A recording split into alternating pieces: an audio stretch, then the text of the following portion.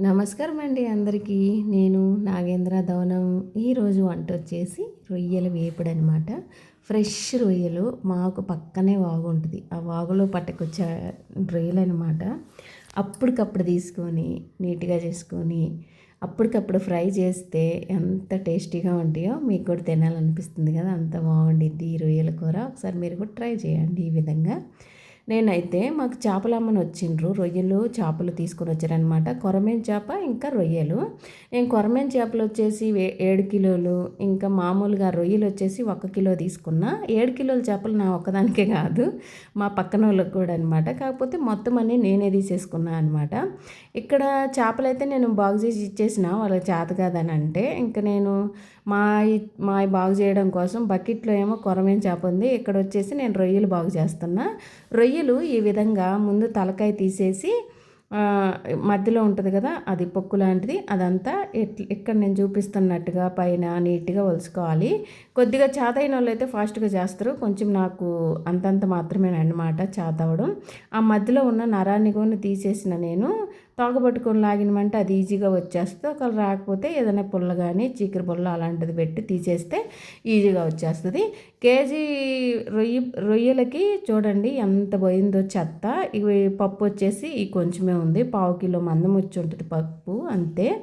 దాన్ని ఉప్పు వేసి నీట్గా ఒక 2-3 సార్లు కడుక్కొని, ఇది నేను మధ్యాహ్నం పూట చేసినాను అనమాట. చేపలు రొయ్యలు ఇవన్నీ బాగు చేసింది మధ్యాహ్నమే, కానీ నేను కలిపి పెట్టి సాయంత్రం కూర చేసిన. ఇప్పుడు తగినంత ఉప్పు, తగినంత పసుపు, ఇంకా తగినంత కారం కొంచెం ఎక్కువ వేసుకున్నా పర్లేదు, కానీ ఉప్పు మాత్రం చూసుకొని వేసుకోండి, ఎక్కువ కాకుండా. ఇవన్నీ ఇందులో వేసి మేము కూరల్లో వేసుకోవడం కోసం ధనియాలు ఏపి పొడిగట్టుకొని పెట్టుకుంటామన్నమాట. కొబ్బరి, తెల్లగడ్డ, ధనియాలు వేసి ఆ పొడి కూడా కొంచెం వేసిన. ఇవన్నీ బాగా ఈ ముక్కలకు పట్టేలాగా పొడి అలాగే కలుపుకొని బాగా కలిసిన తర్వాత ఒక 2 స్పూన్లంతా ఆయిల్ వేసుకోవాలి. ఆయిల్ కూడా వేసుకొని ఈ విధంగా నీట్గా కలిపి పెట్టుకోవాలన్నమాట. ఒకవేళ మీరు ఉప్పు చూసుకునే పని అయితే ఇప్పుడే చూసుకోవచ్చు, లేదు మేము అట్ట నీసు వాసన వస్తుంది అన్న అట్ట ఫీల్ అయితే మాత్రం ఇంకా తర్వాత ఉడికినాక సరిపోయిందా సరిపోలేదని పైనుంచి కొంచెం చల్లుకుంటే సరిపోద్ది.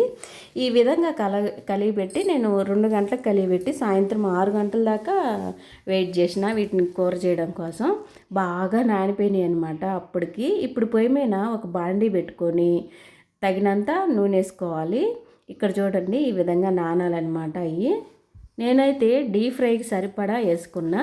ఇక్కడ డీప్ ఫ్రై చేసుకోవచ్చు, వీటిని ఇలాగే కాల్చుకోవచ్చు, లేదా అరిటాకులో పెట్టి అదే కాలుస్తారు కదా అట్టా చేయొచ్చు, ఫ్రై చేసుకోవచ్చు. నేను వచ్చి మాత్రం ఇక్కడ డీప్ ఫ్రై చేస్తున్నా.